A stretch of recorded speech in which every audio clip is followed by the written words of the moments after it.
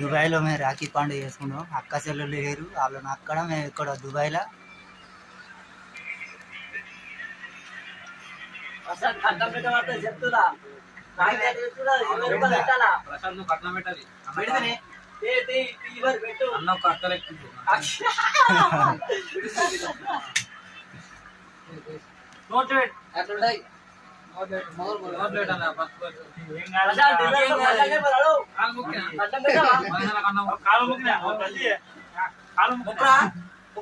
అరే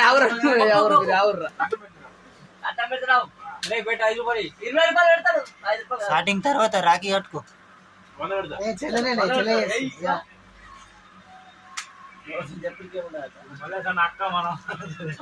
తమ్ముడు